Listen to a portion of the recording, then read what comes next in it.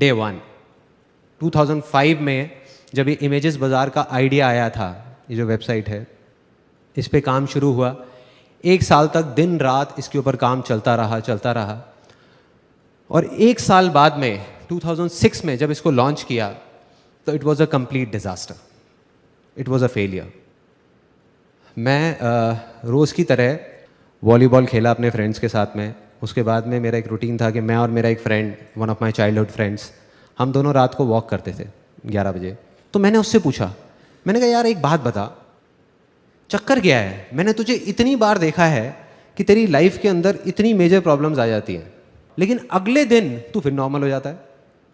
वो कहता है यार देख बिल्कुल साफ है, जिस दिन ऐसा कुछ होता है, जब मैं कुछ सोच रहा होता हूँ कि ऐसा होना चाहिए और वैसा नहीं होता, उस दिन तो मैं डिप्रेस हो जाता हूँ, लेकिन अगले दिन मैं नॉर्मल इसलिए हो जाता हूँ क्योंकि रोज़ रात को पिछले 4 साल से मैं गाना सुनता हूँ। तो मैंने कहा यार उससे क्या होता है? कहता है अभी बताता हूँ क्या होता है, लेकिन कहता है मैं तेरे को गाना नहीं बता सकता कौन सा है, तू बहुत हंसेगा यार, तू मजाक उड़ाएगा मेरा। मैं कहा नहीं बोलना कौन सा गाना है। कहता मुसु मुसु हासी देव में लई लई। इस गाने की खास बात यह है, इस मूवी की खास बात यह है कि इसमें जितनी भी स्टार कास्ट थी वो सारी नई थी। मतलब इसमें कोई भी पुराने एक्टर्स नहीं थे, सारे नए एक्टर्स और एक्ट्रेसेस थे।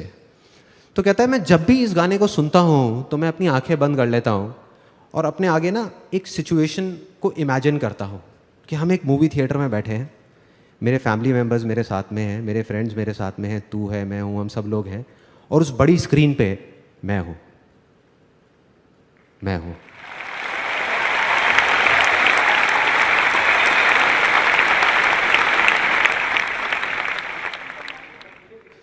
सो ये जो छोटी सी चीज़ सुनने में लग रही थी, ये मेरे को समझ आ गई थी कि कुछ बड़ा है इसके अंदर। मैं इमीडिएटली घर गया, मैंने कहा ये एक बार सुनता है ना गाना, मैं 50 बार सुनूंगा एक दिन में, देखता हूँ क्या होता है। क्योंकि मैं ना कोरिलेट कर रहा था चीज़ों को। मैंने एक बुक पढ़ी थी, think and grow rich by Napoleon Hill. किसने पढ़ी है यहाँ पे? पढ़ी है, ओके। सो उसमें एक इमेजिनेशन के ऊपर पूरा का पूरा चैप्टर था, और जब मैंने वो पढ़ी तब मैंने कुछ नहीं किया। मैंने कहा छोड़ना, इमेजिनेशन चैप्टर पढ़ा और आगे निकल गया। सुना उस टाइम पे बहुत अच्छा लगा, लेकिन आगे निकल गया। लेकिन जब प्रैक्टिकली मैंने अपने दोस्त को ये करते हुए देखा तो मैंने कहा करके देखता हूँ क्या प्रॉब्लम है। घर गया, जा करके एक सीडी पड़ी हुई थी, audio CD of one of my favourite songs. वो सॉन्ग मेरा फेवरेट होता था, उसको मैंने सुनना शुरू कर दिया लूप में लगा करके, पागलों की तरह। मतलब शुरू में मैं 1 बार सुना, 2 बार सुना, 3 बार सुना, धीरे धीरे फील आने लगी। धीरे धीरे मुझे लगा कि मेरे अंदर कुछ एनर्जी सी चल रही है, कुछ हो रहा है। और मैं सिर्फ एक ही चीज़ इमेजिन करता था उस सॉन्ग को सुन करके, उसको प्ले कर देता था लूप में बार बार, और सिर्फ ये इमेजिन करता था जो मेरा अल्टीमेट एम था। वो क्या था कि मेरी जो साइट है इमेजेस बाज़ार, वो सिर्फ इंडिया की नहीं, पूरे वर्ल्ड की सबसे फास्ट साइट बन चुकी है। उस साइट में प्रॉब्लम क्या थी कि वो बहुत ही स्लो थी। मतलब एक सिंपल सर्च क्वेरी भी 1 मिनट 2 मिनट लगा देती थी, और जब ज़्यादा ट्रैफिक आया था तो साइट डाउन हो जाती थी कई घंटे के लिए। जिस वजह से, क्योंकि साइट डाउन रहती थी तो कोई आता ही नहीं था, या साइट इतनी स्लो थी इसलिए कोई नहीं आता था। तो मैंने इमेजिन करना शुरू कर दिया कि ये फास्टेस्ट साइट बन चुकी है पूरे वर्ल्ड की, और सिर्फ वही इमेजिन करता रहता था आंख बंद करके। मुझे नहीं पता था ये कैसे होगा। करता रहा। तो तीसरे दिन रात को 11:30 बजे जब ये गाना चल रहा था तो उसमें मेरी एक फेवरेट लाइन होती थी। घर वाले सब सो चुके थे, मैं शीशे के सामने जाके खड़ा हुआ और ये लाइन गाने लग गया चीख करके। Do you want me to sing that? Yes और नो? यस और नो? ओके। तो अपने कान बंद कर सकते हो आप लोग अगर चाहो तो, बाद में मत बोलना कि वॉर्न नहीं किया था मेरे को। रोके तुझको आंधियां क्या जमीन और आसमां, पाएगा जो लक्ष्य है तेरा। लक्ष्य को हर हाल में पाना है।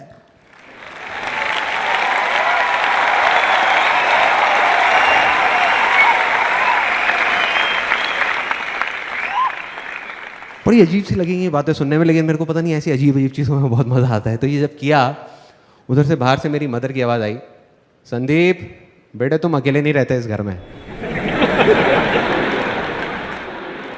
सुबह 6 बजे मेरी नींद खुली। मैंने ठान लिया, मैंने कहा अब जब तक ये साइट ठीक नहीं हो जाएगी, जब तक मुझे जवाब नहीं मिलेगा, मैं घर नहीं आऊँगा, मैं ऑफिस में बैठा रहूँगा। 8 दिन तक पागलों की तरह नेट पे बैठ करके ढूंढ रहा था, जवाब ढूंढ रहा था कि क्या होगा, कैसे होगा, क्या करूँगा, क्या नहीं। और ढूंढते ढूंढते ढूंढते ढूंढते धीरे धीरे अब मैंने प्रोग्रामिंग सीखना शुरू किया। I learn the basics of programming on my own. I learn how to read codes, I learn how to optimise search queries. आप लोग मेरे से ज़्यादा अच्छे तरीके से जानते होंगे इस बात को। डेटाबेस जो डिज़ाइन था हमारी, जो पूरा का पूरा जो पीछे का स्ट्रक्चर था, वो बिल्कुल बेकार था। तो मैंने जब वो सारा कुछ किया, डेटाबेस डिज़ाइन बनाया पेपर पे ही, अपना पेन पेपर ले करके, ये सब करने के बाद में क्या हुआ, वो जा करके मैं अपनी प्रोग्रामिंग टीम के साथ बैठा, उनको बोला कि ये हमको करना है। उसके बाद में उनको बताया कि इस चीज़ को ऐसे प्रोसीजर्स में कन्वर्ट करो, दिस वाज द प्रॉब्लम, ये प्रॉब्लम, वो प्रॉब्लम, बहुत चीज़ें हुई। 15 दिन बाद वो साइट लॉन्च हुई वापस से रीवैम्प करके, और अब की बार वो साइट नहीं रुकी, चल रही थी।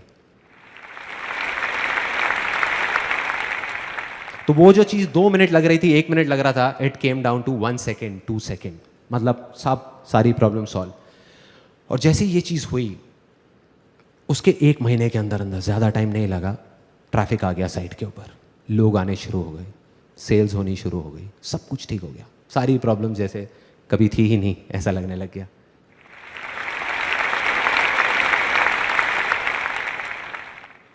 डे 2, हम फैमिली के साथ सब लोग बैठे हुए थे एक रेस्टोरेंट में। It was in the year 2007। अंदर ही अंदर कुछ चल रहा था मेरे, there was something which was going on. और वो क्या था कि हमारा जो बिजनेस था, ये जो इमेजेस बाजार था, ये ना ग्रो नहीं कर पा रहा था। It was kind of stuck at the same level. जैसे जो सेल्स, जब साइट ठीक हुई उसके बाद एकदम से ऐसे गई, then it was moving like this, एक स्ट्रेट ग्राफ की तरह, मतलब it was not going like this, ऐसे नहीं हो रहा था। उस रेस्टोरेंट से जब खाना खा के हम नीचे उतरे, तो मैं गया उस रेस्टोरेंट के ओनर के पास में, जिनको हम प्यार से मामा बोलते थे, मैं और मेरे सारे दोस्त। उनके पास में गया, मैंने कहा मामा यार एक बात बताओ, यहाँ पे हमारे एरिया में पता नहीं कितने रेस्टोरेंट्स खुले होंगे, उसमें से बहुत सारे तो बंद हो गए, और कुछ हैं जो धक्का दे दे करके चल रहे हैं, चलते जा रहे हैं। लेकिन आप हो, आपने एक छोटे से सेटअप से शुरू किया था, एक सिंगल छोटी सी दुकान से, और आज आपने इतना एक्सपैंड कर लिया। मतलब पहले एक दुकान थी, अब आपकी ऊपर इतनी सारी दुकानें ले ली आपने, 2 फ्लोर्स ले लिए, और आप एक्सपैंड करते ही जा रहे हो, इतनी तेजी से ग्रो कर रहे हो। भाई चक्कर क्या है, क्या चक्कर है? मतलब कुछ ना कुछ तो है ना कहानी। तो जैसे एक नॉर्मल रिएक्शन होता है, उन्होंने कहा अरे बेटा कुछ नहीं है, सब ऊपर वाले की कृपा है। मैं कहा नहीं मामा, कुछ ना कुछ है, कुछ तो है। मतलब मैं नहीं मान सकता कि ऐसे ही, मतलब ये तुक्का नहीं हो सकता, ये नहीं हो सकता। और मैंने उनके मुंह पे बोला, मैंने कहा ऐसा भी नहीं है कि आपका जो खाना है वो बहुत टेस्टी है। मैं कहा there are lot of other restaurants जिनका खाना आपसे अच्छा है, फिर भी वो इतना नहीं चल रहे। कहते लगता है तू नहीं मानने वाला। मैंने कहा नहीं। कहते 1 घंटे बाद आइयो, फिर बताऊंगा। तो मैं अपने घर वालों को ड्रॉप करके आया। उन्होंने अपना थोड़ा बहुत काउंटर समेटा, ऊपर सीढ़ियों पर जाने लगे। मैं और वो दोनों गए, उनकी किचन में चले गए।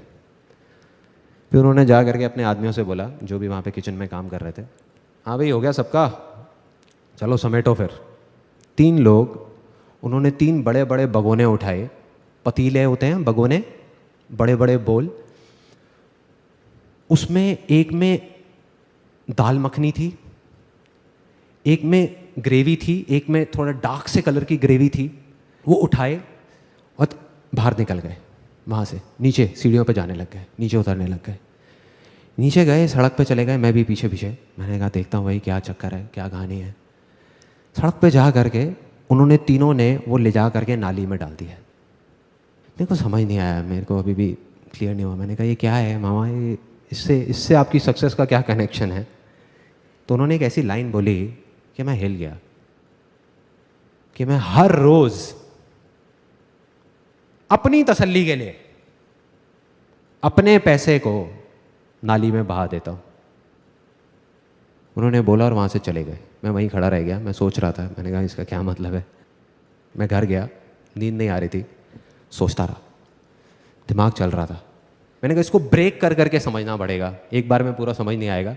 तो उसका पहला पार्ट कि मैं हर रोज, मैंने कहा समझ आता है, इसका मतलब यहां तक समझ आता है, अपनी तसल्ली के लिए। ये सेकंड पार्ट था उसका। मतलब कि वो ये जो कर रहे हैं वो अपनी तसल्ली के लिए कर रहे हैं। इसका क्या मतलब हुआ कि वो किसी और की तसल्ली के लिए नहीं कर रहे। कोई और कौन?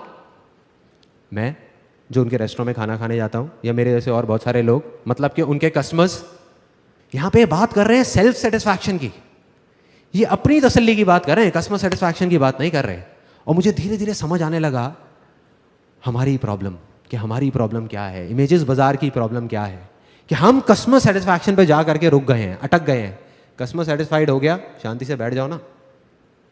तो इस वजह से हम शांति से बैठे हुए थे। हमने कहा हाँ सब सही है, सही है, सही है। तो यहाँ पे समझ आने लगा, मेरे को समझ आने लगा कि मुझे क्या करना है। और उसका जो लास्ट पार्ट था उनके डायलॉग का, कि मैं अपनी तसल्ली के लिए अपने पैसे को नाली में बहा देता हूं, इस डायलॉग ने मुझे हिला के रख दिया अंदर तक। ये मेरे को समझ नहीं आ रहा था। हमारी फैमिली में, मतलब मेरी फैमिली में क्या होता है कि अगर हम एक स्कूटर भी खरीदते हैं ना, तो उसकी जो पॉलीथिन्स हैं वो 1 महीने बाद उतारते हैं। मतलब इतना हम पैसे को बचा बचा करके चलते हैं। सिर्फ एक ही चीज़ सुनी है, सीखी है बचपन से आज तक, money saved is equal to money earned, कि बेटे पैसे को बचाओ, पैसे को बचाओ। तो इस तरीके से मैं चल रहा था। और दूसरी तरफ ये आदमी क्या बोल रहे थे कि पैसे को नाली में बहा दो। समझ आया, मैंने कहा कि यही दम चाहिए, ये करना है किसी तरीके से, और अगर मैंने ये कर दिया तो काम हो गया। मैं गया, जा करके अपने ऑफिस में सबकी मीटिंग बुलाई, जा करके उनको बोला, मैंने कहा अब से हमें अपने पैसे को नाली में बहाना है।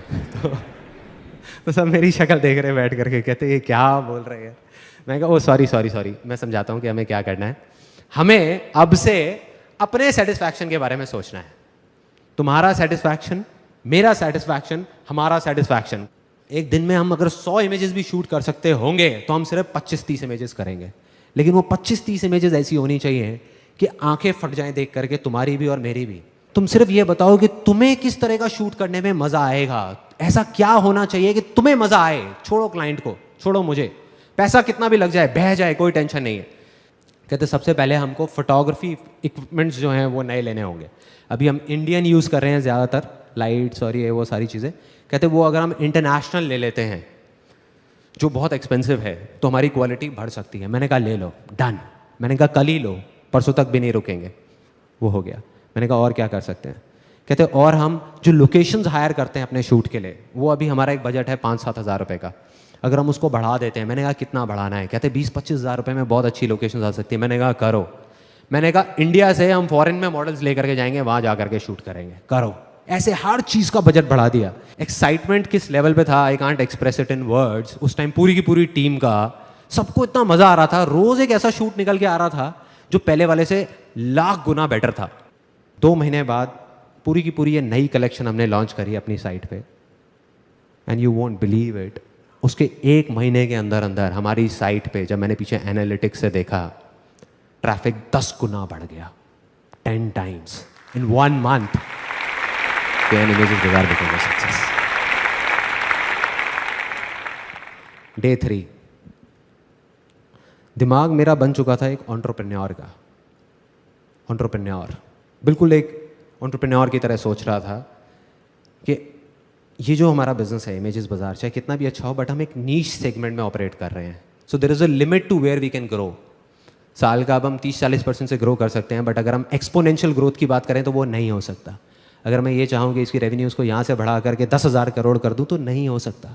उसके लिए एक आइडिया आया और उस आइडिया पे काम करना मैंने शुरू किया। ऑलमोस्ट 5 महीने तक मैंने काम किया दिन रात उस आइडिया पे। I'll tell you that idea, वो क्या था।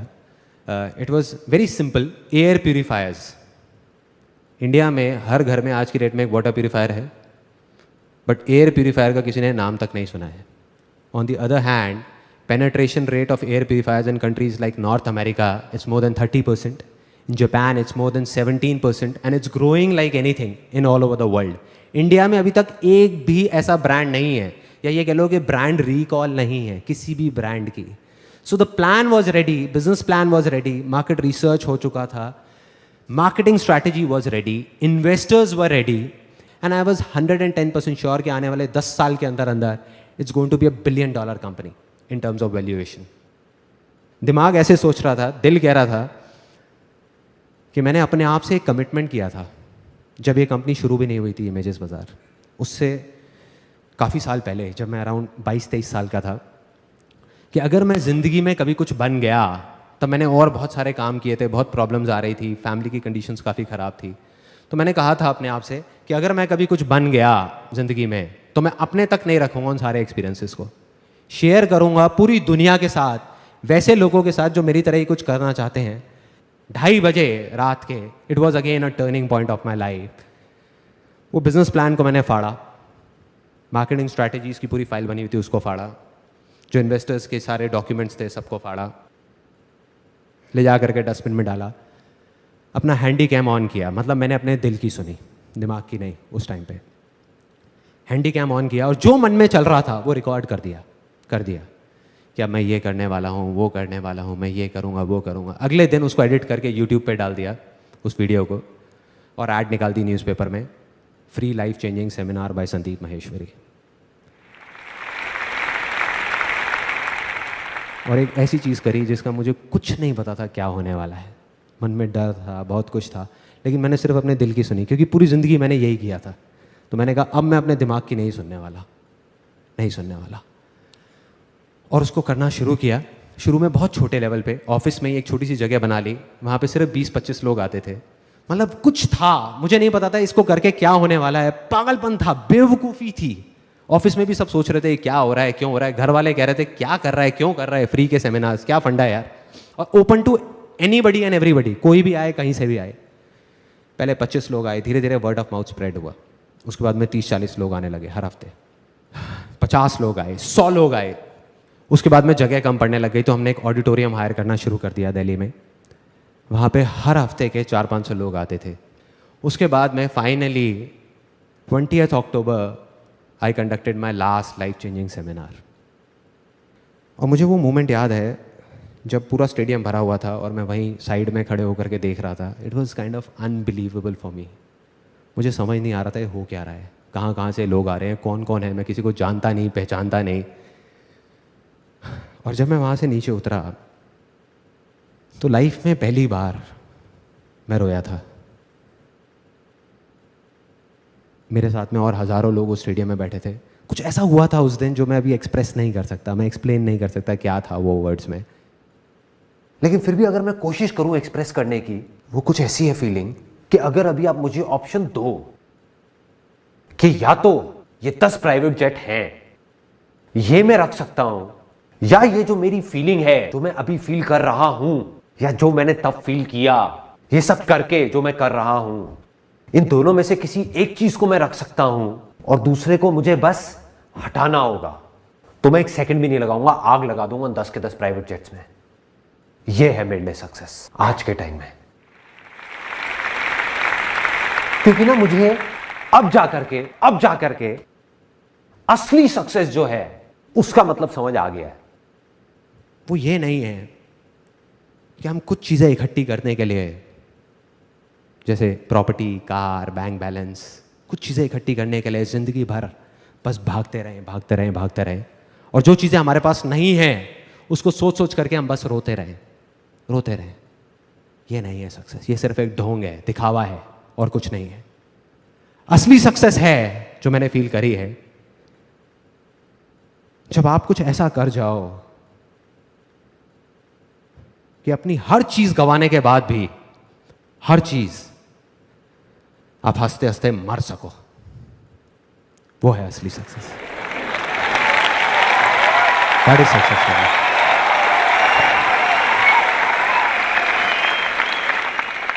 थैंक्स।